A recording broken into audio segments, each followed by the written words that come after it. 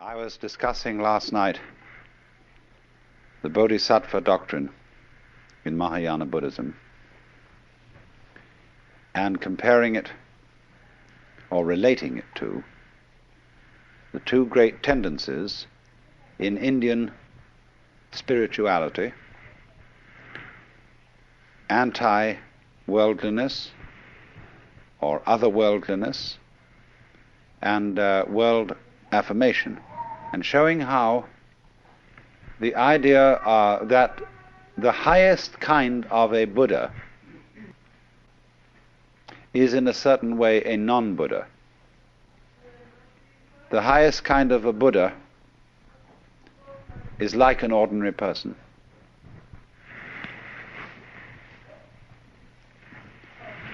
And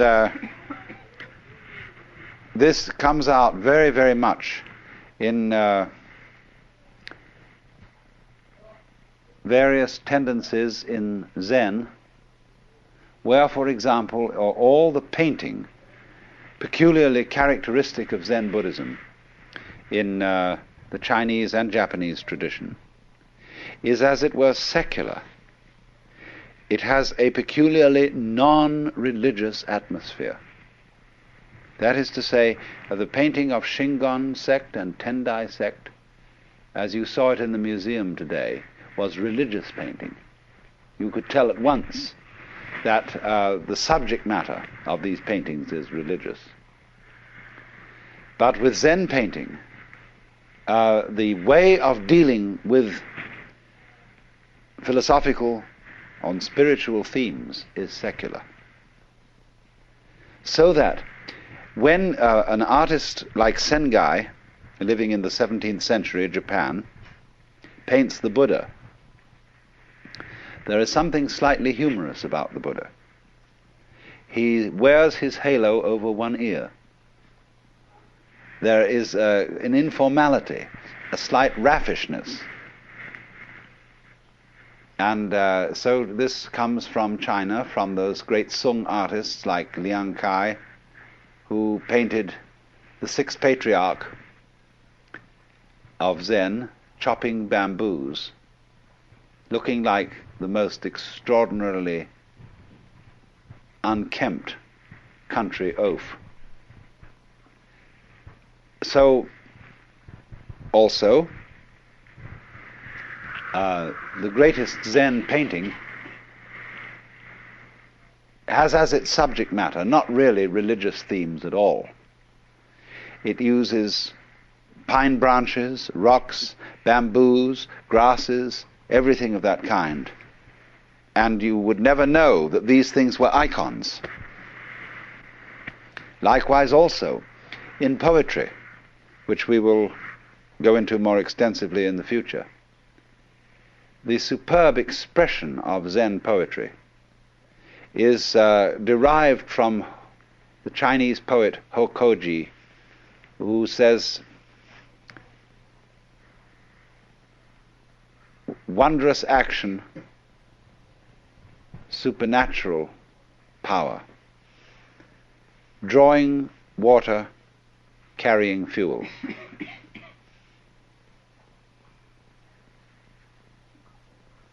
Now, that poem is a little bit too religious for Zen taste. And so, preferable to that is Basho's famous poem, The Old Pond, a frog jumps in, plop. Plop is the only possible English translation for the Japanese mizu no otto, which means literally the water's sound. Plop. But that poem, you see, is a very high-style Zen poem, because it has nothing in it about religion. There is a poem on the edge, which also was written by Basho, which says, when the lightning flashes, how admirable he who does not think life is fleeting. You see, the flash of a lightning is a Buddhist cliche for the transiency of the world. Your life goes by and it disappears as fast as a flash of lightning. That becomes a cliche. So,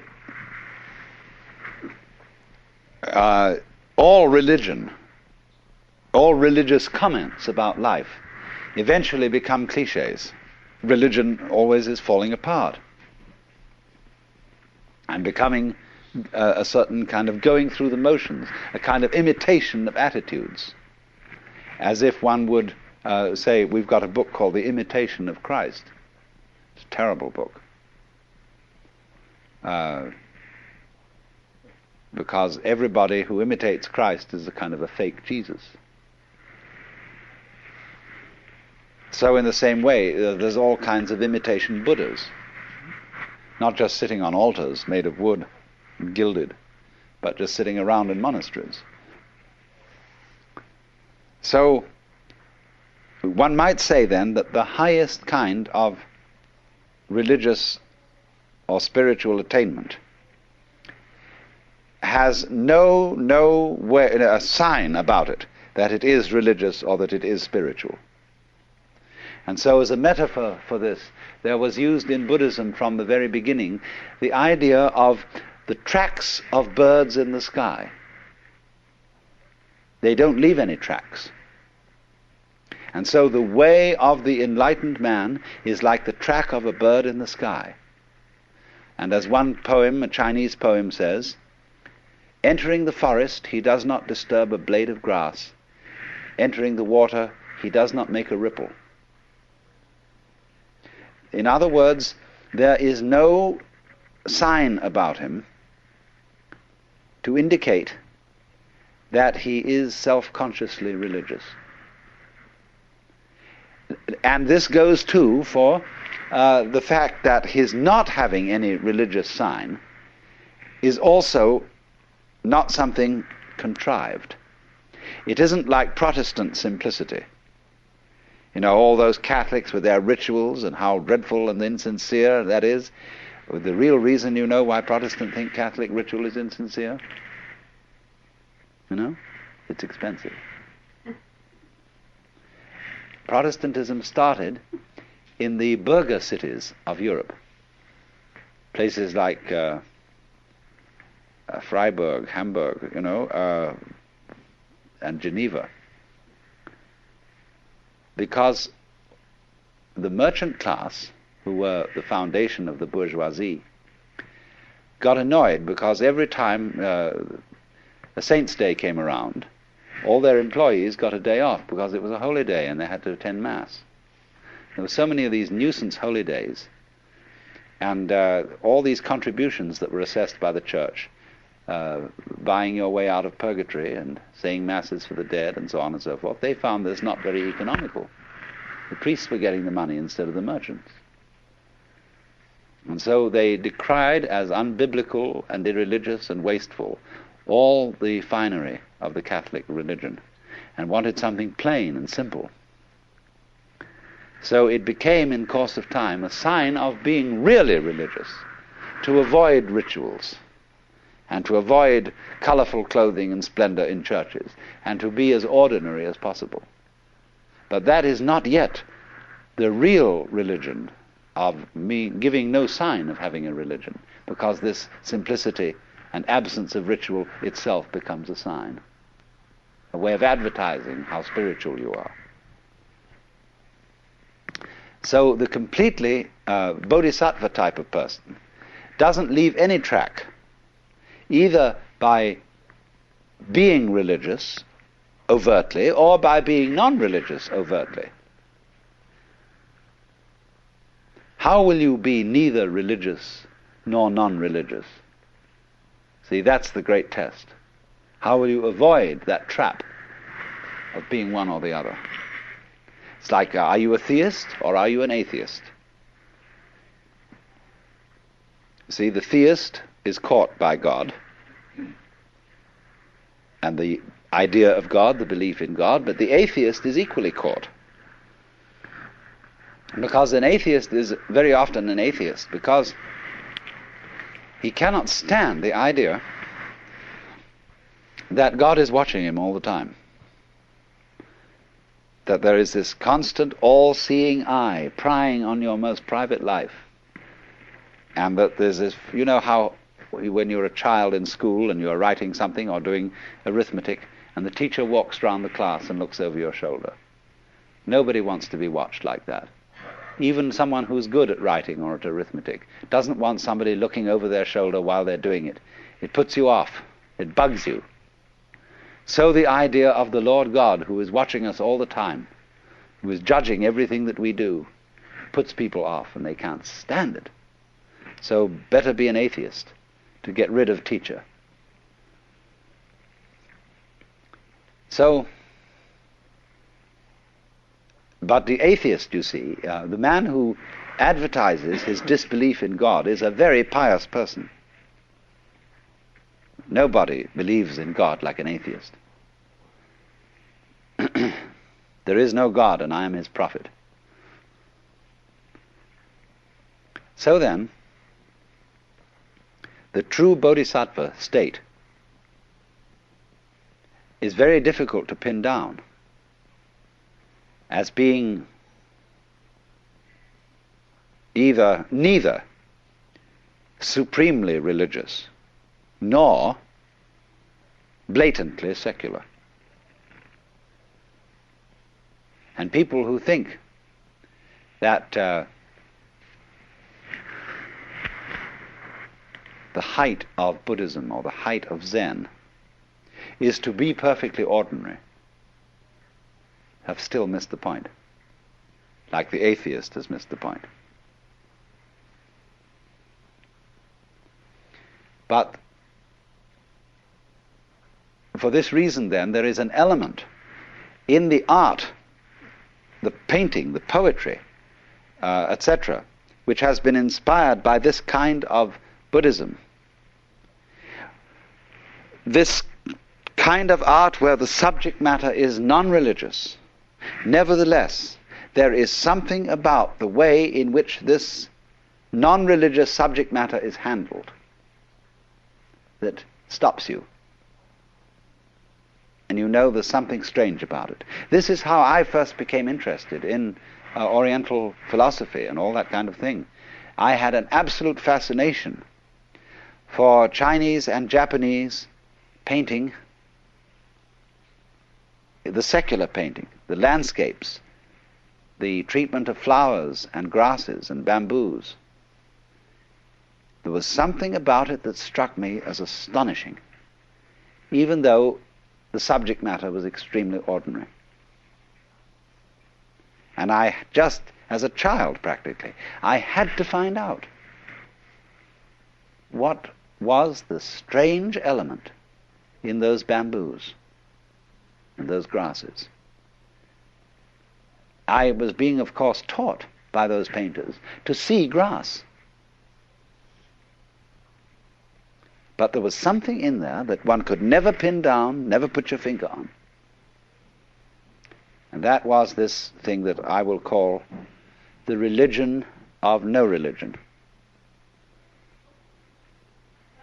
The supreme attainment of being a Buddha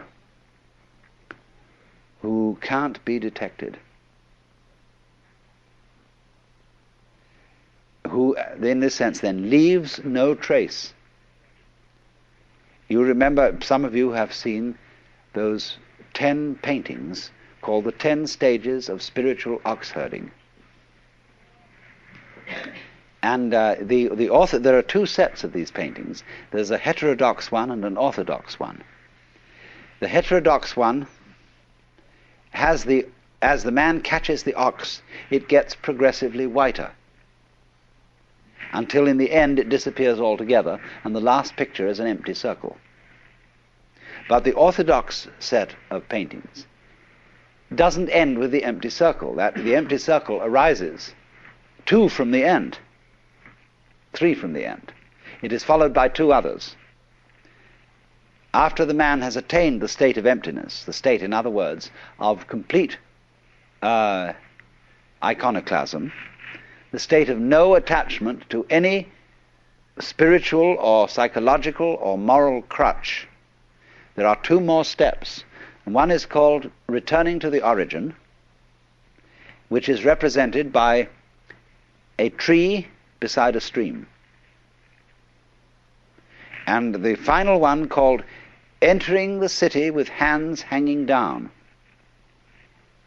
That means hands giving a handout, as it were, giving bounty.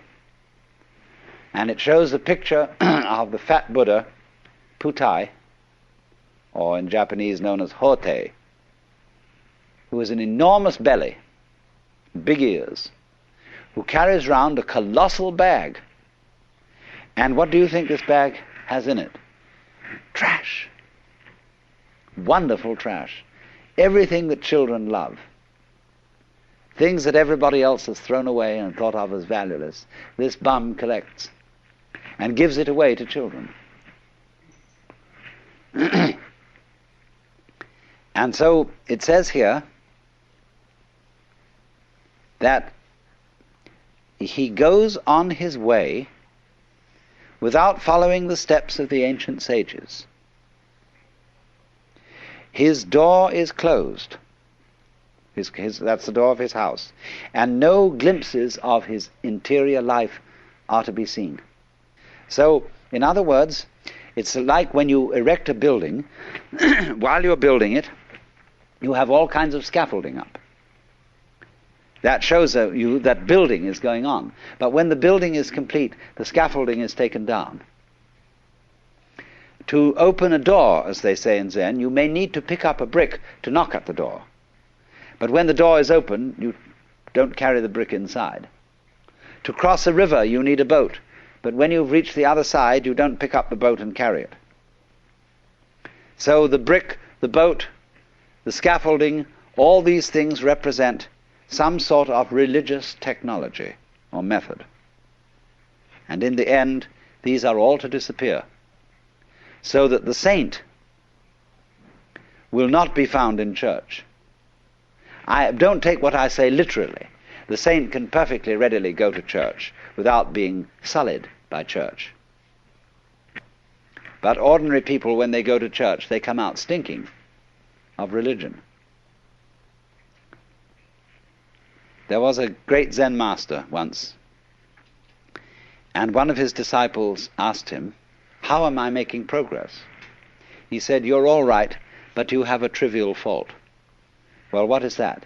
He said, "You have too much Zen." Well, he said, when you're studying Zen, don't you think it's very natural to be talking about it? The master said, "When it's like an ordinary conversation, it is much better." And so another monk who was standing by listening to this exchange said to the master, "Why do you so specially dislike talking about Zen?" And he replied, "Because it turns one's stomach." So what did he mean when he said, when it's like an ordinary everyday conversation, it is somewhat better? When the old master Joshu was asked, at the end of the kalpa, when everything is destroyed in fire, there will be one thing remaining. What is that? And Joshu replied, "It's windy again this morning."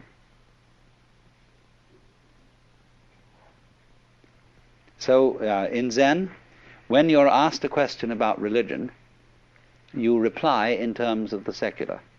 When you're asked about something secular, you reply in terms of religion.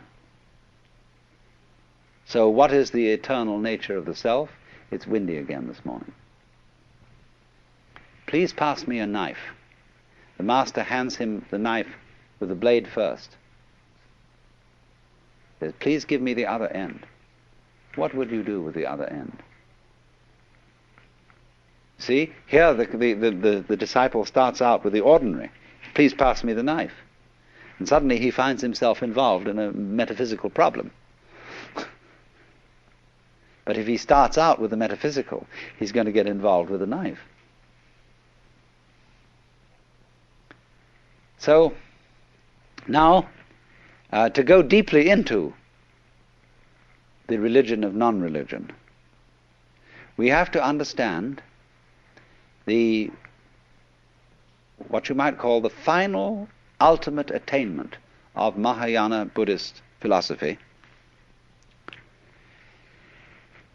And this is contained in a school of thought which is called in Chinese Hua Yan and in Japanese Kegon.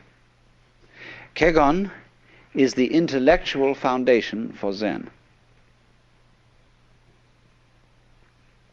And there was a great Chinese master by the name of Shumitsu, who was simultaneously a Zen master and the fifth patriarch of the Huayan sect.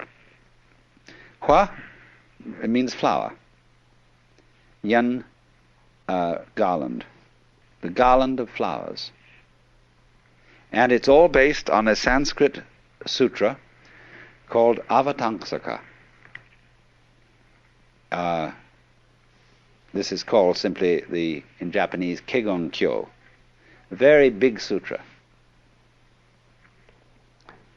And the subject matter of this sutra are what are called the four Dharma worlds. And I must explain what these four worlds are so that you get the point.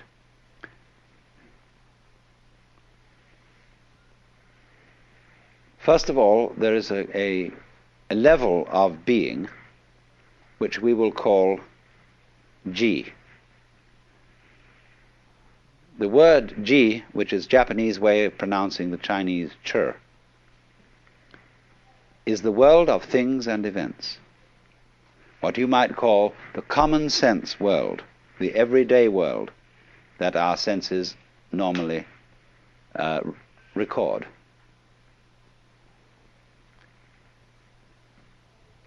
The word Ji, the character in Chinese, has a multiplicity of meanings because it can mean a thing or an event.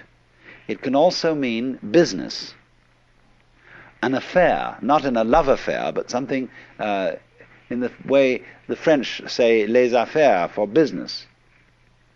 Something important. It can also mean affectation. Putting something on or showing off. And so a person who is a master in Zen is called Buji, which means no business, no affectation, nothing special. The poem says, on Mount Lu there is misty rain, and the river Jiang is at high tide. When you have not been there, your heart is filled with longing. But when you have been there and come back, it was nothing special. Misty rain on Mount Lu, river Jiang at high tide.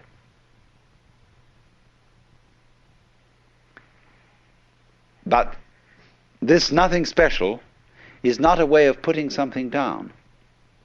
Do you see that? I could say, well, it was nothing special. It didn't really amount to anything.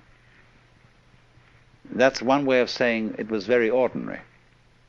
But Buji, just as it doesn't mean it was very ordinary, in the same way that the person who has no religion is really the most religious, you do see? He's not just a common, ignorant moron.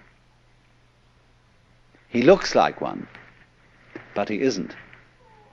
And you have to know what he knows in order to see that he isn't and to recognize him for what he is.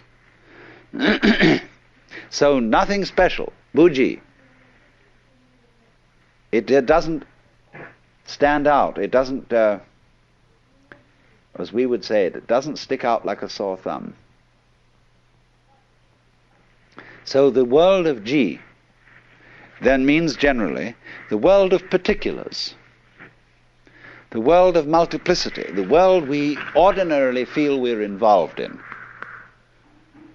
So that's the first world. The second world is called the world of Ri. Now Ri, in Chinese, Li, is, as I explained to you when we were discussing the idea of the law of nature. The character means the markings in jade, or the grain in wood, or the fiber in muscle.